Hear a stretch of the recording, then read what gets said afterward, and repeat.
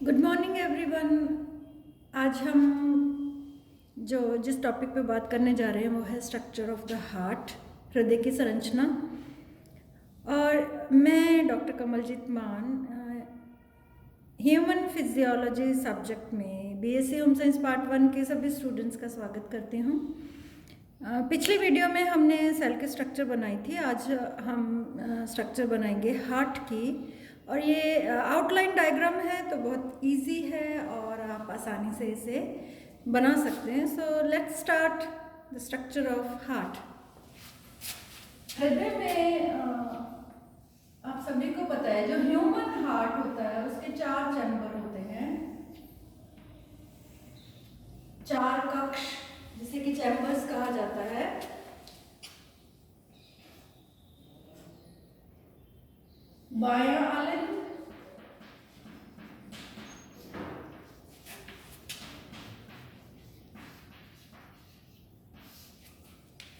इसको कहते हैं लेफ्ट ऑरिकल, और इधर वाला ऑब्वियसली क्या होगा, दायां आलिंद।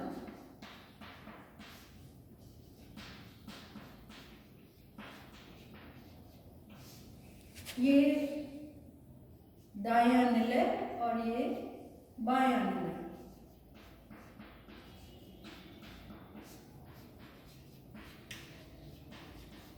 दिस वन लेफ्ट वेंट्रिकल या बायां निलय। निलय को इंग्लिश में क्या कहते हैं, वेंट्रिकल।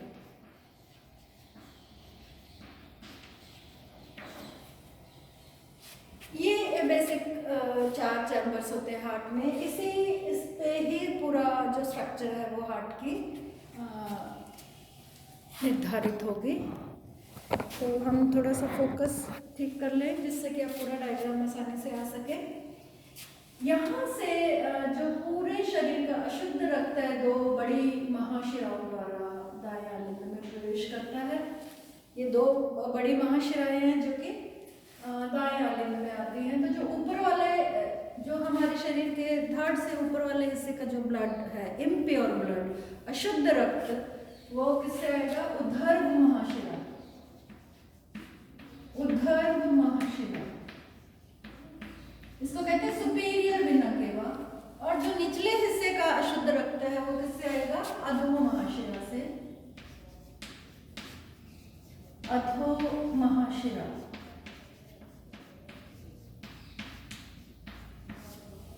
इसको कहते हैं सुपीरियर वेना केवा। और जो नीचे से इम्प्योर ब्लड आता है हमारे थर्ड से, निचले हिस्से का, पैरों से लेके टांगों से लेके जो अशुद्ध रक्त आता है वो अधो महाशिरा कहलाती है। आप 2 चीज़ों को आपको डिफरेंशिएट करना है कि शुद्ध रक्त क्या है और अशुद्ध रक्त क्या है। शुद्ध रक्त जिसमें ऑक्सीजन की मात्रा अधिक होती है, ऑक्सीजनेटेड ब्लड को या ऑक्सीजन युक्त रक्त को क्या कहते हैं, शुद्ध रक्त। और जो अशुद्ध रक्त है वो क्या कहलाता है, डीऑक्सीजनेटेड ब्लड, जिसमें ऑक्सीजन की कमी होती है लेकिन कार्बन डाइऑक्साइड की अधिकता होती है। तो आप सभी को पता है हार्ट ब्लड को पंप करेगा। इसका मुख्य एक पंपिंग मशीन है जो कि पूरे शरीर में रक्त परिसंचरित करती है। और ये ब्लड को कहाँ भेजेगी, इम्प्योर ब्लड को लंग्स में। लंग्स एक बहुत इंपॉर्टेंट फिल्टर है जो कि ऑक्सीजन को ग्रहण करते हैं, ब्लड को फिल्टर कर देते हैं। और जो अशुद्ध रक्त होता है जिसमें कि कार्बन डाइऑक्साइड की अधिकता होती है, वो कार्बन डाइऑक्साइड शरीर से उत्सर्जित हो जाती है लंग्स के द्वारा। क्योंकि हम जब अंदर सांस लेते हैं जिसे कहते हैं निःश्वसन, इंस्पिरेशन, इसका मतलब हम ऑक्सीजन को लंग्स में ग्रहण कर रहे हैं। और जब हम बाहर निकालते हैं उच्च श्वसन, तो हम कार्बन डाइऑक्साइड को शरीर से बाहर निकालते हैं। सांस अंदर लेना निःश्वसन और बाहर निकालना उच्च श्वसन। तो ये जो 2 महाशिराएं हैं, बड़ी महाशिराएं हमारे शरीर की, वो अशुद्ध रक्त को कहाँ लाएंगे, दाएं आलिंद में। दाएं आलिंद और निलय के बीच में कपाट उपस्थित होता है जिसे कहते हैं ट्राइकस्पिड वॉल्व, त्रिद्वार कपाट, त्रिद्वार कपाट। ये आप सबको पता है वॉल्व्स हैं हमारे हार्ट में हर जगह वॉल्व है और ये वॉल्व ब्लड को एक कक्ष से दूसरे कक्ष तक स्थानांतरित करते हैं। तो ये जब अशुद्ध रक्त से दायां आलिंद भर जाता है तो ये द्वार खुल जाता है, जैसे कि ट्राइकस्पिड वॉल्व कहते हैं। और ब्लड कहाँ जाता है? दाएं नीले में या राइट वेंट्रिकल में। यहां से एक बड़ी रक्त वाहिका निकलती है जो कि दो शाखाओं में विभाजित हो जाती है। एक दाएं फेफड़े में प्रवेश करेगी और एक बाएं फेफड़े में प्रवेश करेगी। यहाँ पे ये जो रक्त हैं वो इनमें एल्विलाइज होती हैं। एल्विलाई मीन्स वायु कोष्ठिका कोश। एल्विलाई को क्या कहते हैं? वायु कोष्ठिका कोश। इंग्लिश में से क्या कहते हैं? एल्विलाई। लंग्स हमारे एक स्पंज नुमा संरचनाएं हैं जो कि वायु कोशिकाओं की बनी होती हैं। शुद्ध हिंदी में से कहते हैं वायु कोष्ठिका कोश। और इसमें इनके चारों तरफ रक्त केशिकाओं, कोशिकाएं में केशिकाओं का जाल बिछा रहता है। तो इसकी भित्ति भी बहुत पतली होती है और केशिका की भित्ति भी बहुत पतली होती है। तो आपस में जब दोनों की केशिकाओं और ये वायु कोष्ठिका कोश की भित्तियां आपस में मिलती हैं तो आसानी से ऑक्सीजन और कार्बन डाइऑक्साइड का आदान प्रदान हो जाता है। और यहाँ पे इम्प्योर ब्लड जो कि अशुद्ध रक्त है वो छन जाता है या फिल्टर हो जाता है और कार्बन डाइऑक्साइड को हम उच्च श्वसन द्वारा शरीर से बाहर उत्सर्जित कर देते हैं। तो ये जो बड़ी वाहिका निकल रही है वो क्या है? पल्मोनरी धमनी। पल्मोनरी धमनी, इसको इंग्लिश में कहते हैं पल्मोनरी आर्टरी। इसकी दो शाखाएं हैं, ये क्या कहलाएगी? राइट पल्मोनरी आर्टरी आरपीए, और ये क्या कहलाएगी? Left pulmonary artery. ये बायां फेफड़ा है या इसको बोलेंगे लेफ्ट लंग, और ये क्या है? राइट लंग, दायां फेफड़ा। फेफड़ों में जब रक्त छन जाएगा या फिल्टर हो जाएगा तो यहाँ से चार शिराएं खुलेंगी। यहाँ पे इनको हम इस चार शिराओं से डिनोट कर सकते हो। 1 2 3 4 भी लिख सकते हो। ये जो चारों शिराएं हैं इसको आप इस तरह से लिखेंगे तो इसको क्या कहेंगे? पल्मोनरी शिराएं। ये क्या कहलाएंगे? पल्मोनरी शिराएं, पल्मोनरी वेन्स। ये प्योर ब्लड को या ऑक्सीजनेटेड ब्लड को कहाँ पे लाएंगे? बाएं आलिंद में। यहाँ पे भी एक वॉल्व होता है जिसको कहते हैं मिट्रल वॉल्व या द्विद्वार कपाट, या इसका दूसरा नाम क्या है? मिट्रल वॉल्व, मिट्रल कपाट। तो शुद्ध रक्त कहाँ आ जाएगा? बाएं नीले में। और बाएं नीले से एक बहुत बड़ी धमनी निकलती है जो हमारे शरीर की सबसे बड़ी धमनी है। इसको आप डार्क कर सकते हो। ये क्या कहलाएगी? महाधमनी या एओर्टा। महाधमनी या एओर्टा, ये हमारे शरीर की सबसे बड़ी धमनी है। कॉम्पिटिटिव एग्जाम में जनरली क्वेश्चन पूछा जाता है वॉल्व्स के बारे में, महाशिराओं के बारे में, superior vena cava, inferior vena cava या एओर्टा के बारे में। शरीर की सबसे बड़ी धमनी जिसकी असंख्य शाखाएं पूरे शरीर के ऊतकों को शुद्ध रक्त की संपूर्ति करती हैं। ये आपको ये जो बेसिक डायग्राम है इसको ध्यान में रखना है क्योंकि इसके स्ट्रक्चर में अभी बहुत सारे और स्ट्रक्चर्स हैं। उसी के बाद ही हार्ट का संरचना पूरी होगी। अब हम बात करते हैं कि यहाँ भी कोई कपाट होता है तो यहाँ भी हम इस कपाट को इस तरह से शो कर सकते हैं। यहाँ भी महाधमनी कपाट उपस्थित होता है तो इसको हम क्या कहेंगे? महाधमनी कपाट, महाधमनी कपाट। जब बायां निलय शुद्ध रक्त से भरता है तो ये कपाट खुल जाता है, रक्त कहाँ आ जाएगा, महाधमनी में। इससे बहुत असंख्य शाखाएं निकलेंगी, बहुत सारी, जो कि हर ऊतक को इसकी एक एक शाखा शुद्ध रक्त की संपूर्ति करेगी। फॉर एग्जाम्पल, अगर ये इसकी एक शाखा किडनीज में जा रही है तो वो रिनल आर्टरी कहलाएगी, रिनल धमनी या वृक्कीय धमनी, और वो उसको शुद्ध रक्त की संपूर्ति करेगी। इसके अलावा अगर हम एक इंपॉर्टेंट स्ट्रक्चर देखें, जहाँ पे उदर्भ महाशिरा उपस्थित होती है, वहां पे एक बिंदुनुमा संरचना होती है जिसे हम कहते हैं एसए नोड, एसए नोड या पेसमेकर, पेसमेकर। दाएं आलिंद में जहां पे उदर्भ महाशिरा प्रवेश करती है, वहां पे एक मांसपेशीय संरचना होती है जिसे एसए नोड या पेसमेकर कहा जाता है। बहुत सारे लोगों का पेसमेकर खराब हो जाता है तो इसे ट्रांसप्लांट किया जा सकता है। यहाँ पे आर्टिफिशियल पेसमेकर लगा दिया जाता है, क्योंकि हृदय की धड़कन इसी पेसमेकर से ओरिजिनेट होती है, हार्ट बीट यहीं से स्टार्ट होती है, और इसको ट्रांसप्लांट किया जा सकता है। वॉल्व्स बदले जा सकते हैं, दोनों त्रिद्वार कपाट और मिट्रल कपाट, ये दोनों अगर खराब हो गए हैं तो इन्हें ट्रांसप्लांट किया जा सकता है। जहाँ पे दोनों आलिंद और निलय मिलते हैं वहां भी एक बिंदुनुमा संरचना उपस्थित होती है जिसे कहते हैं एवी नोड। ये क्या कहलाती है, एवी नोड। नाम से पता चल रहा है, एट्रियल वेंट्रिक्युलर नोड, आलिंद निलय बिंदु। ये क्या कहलाएगा, आलिंद निलय बिंदु।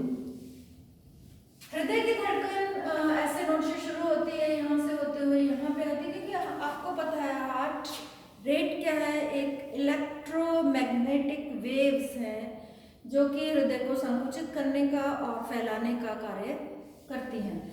यहाँ ये जो सेप्टम है ये बहुत मोटी होती है दोनों निलयों के बीच में, यहाँ पे मांसपेशियों का एक गुच्छा होता है जिसे कहते हैं बंडल ऑफ हिस,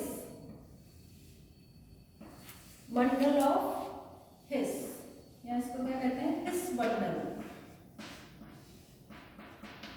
इंग्लिश में कहलाता है बंडल ऑफ हिस। इसके अलावा ये जो छोटे छोटे तंतुनुमा संरचनाएं पूरे हार्ट में फैली रहती है जिसे कहते हैं परकेंची तंतु।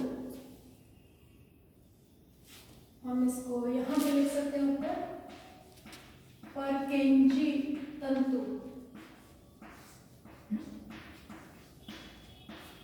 तो जो हार्ट बीट है कहाँ से शुरू होगी, एसए नोड से, पेसमेकर से, यहाँ से होती हुई एवी नोड तक पहुंचेगी, एवी नोड से इस बंडल से होती हुई परकेंची तंतुओं द्वारा पूरे हृदय में फैल जाती है, और इसी से ही हार्ट संकुचित होता है और फैलता है, और हृदय के संकुचन और फैलाव से ही हार्ट बीट हमें सुनाई देती है या ओरिजिनेट होती है। तो ये एक बेसिक से स्ट्रक्चर है हार्ट की जिसमें हमें ध्यान रखना है। दाएं भाग में हमेशा अशुद्ध रक्त होता है, दाएं आलिंद और दाएं निलय में। बाएं भाग में हमेशा शुद्ध रक्त होता है, क्योंकि ये जो ऑक्सीजन रहित रक्त था फेफड़ों में आके छन जाता है, और यहाँ पे 4 पल्मोनरी शिराएं खुलती हैं जो कि शुद्ध रक्त को बाएं आलिंद में लाती हैं। मिट्रल वाल्व खुल जाता है, शुद्ध रक्त बाएं निलय में आ जाता है। निलय जब शुद्ध रक्त से भर जाता है तो ये महाधमनी का पार्ट खुल जाता है, और शुद्ध रक्त कहाँ पे आ जाता है, महाधमनी में, और महाधमनी की असंख्य शाखाएं पूरे शरीर को शुद्ध रक्त प्रवाहित करती हैं या उसे संपूर्ति करती हैं। यहाँ भी 2 कपाट होते हैं, इनको हम कहते हैं अर्धचंद्राकार कपाट। दोनों महाशिराओं में अर्धचंद्राकार कपाट उपस्थित होते हैं। ये जो भर जाता है दायां आलिंद तो ये बंद हो जाते हैं, इन्हें कहते हैं सेमी लूनर वॉल्व्स या अर्धचंद्राकार कपाट।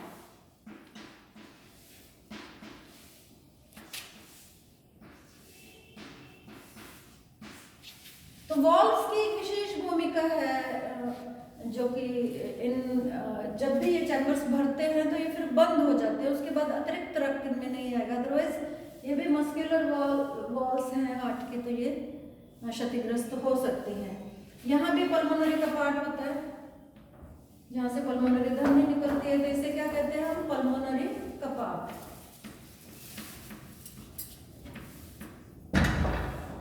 पल्मोनरी कपाट। तो ये वॉल्स, हाँ, जो हार्ट की शेप और उसमें कितना वॉल्यूम ब्लड आना चाहिए उसको ये रेगुलेट करता है। तो ये एक बेसिक से स्ट्रक्चर है और ये इजीएस्ट डायग्राम है, क्योंकि अगर आप बुक्स में देखो तो जो हार्ट के डायग्राम है वो फोटोग्राफिक डायग्राम होते हैं और उसको बनाना बड़ा मुश्किल होता है, क्योंकि उसमें आपको समझने में ही बहुत देर लग जाती है कि कौन सी रक्त वाहिका कहाँ से निकल रही है, वो ओवरलैप करती हैं। लेकिन ये जो आउटलाइन डायग्राम है उसमें आप आसानी से समझा सकते हैं। दायां लिंग में दो महाशय प्रवेश कर रही है, यहाँ से पल्मोनरी धमनी निकल रही है, दो शाखाओं में विभाजित हो जाती है, दोनों फेफड़ों में प्रवेश करती है, वहाँ शुद्ध रक्त लेके 4 पल्मोनरी शिराएं बाह्यलिंग में जाती हैं, मिट्रल कपाट खुल जाता है, बाह्यनिलय में आ जाती हैं, वहाँ से महाधमनी निकलती है। जब ये बाह्यनिलय भरता है तो ये महाधमनी कपाट खुल जाता है और इस तरह से महाधमनी की असंख्य शाखाएं पूरे शरीर को शुद्ध रक्त की अर्थात ऑक्सीजनेटेड ब्लड की संपूर्ति करती हैं।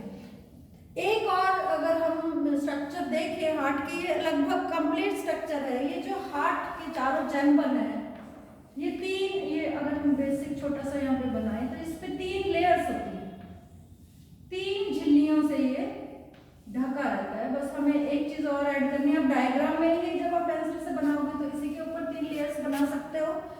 आपको अलग अलग कलर के पेन लेने चाहिए या फिर एक बड़े पेज पे बनाना चाहिए कि ये जो सारी लेबलिंग है वो मिक्स ना हो और आसानी से एग्जामिनर को समझ में आए।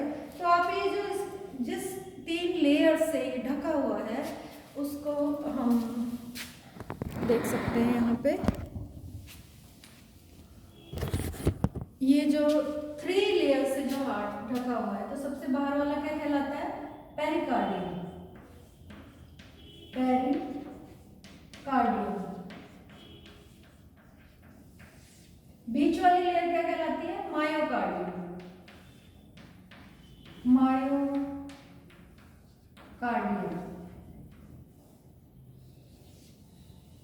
और जो सबसे अंदर वाली लेयर है, नाम से पता चल रहा है, एंडोकार्डियम। एंडोकार्डियम।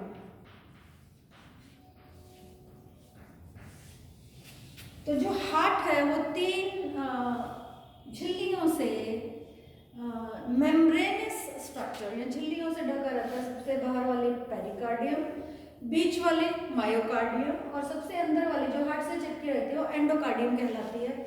पेरिकार्डियम के भी 2 भाग होते हैं, पैराइटल और विसरल। पैराइटल पेरिकार्डियम और विसरल। ये आपको और ऐड करना है। तो this is a complete structure of heart. ये पूरी संरचना है हृदय की, आप देख सकते हैं, और इसको आप आसानी से बना सकते हैं। और ये इजीएस्ट डायग्राम है। इससे आसान जो डायग्राम है हार्ट का वो आपको कहीं भी नहीं मिलेगा, ऑनलाइन आपको अवेलेबल नहीं होगा कि कैसे इजीली आप हार्ट का ऑनलाइन ये आउटलाइन डायग्राम बना सकते हैं।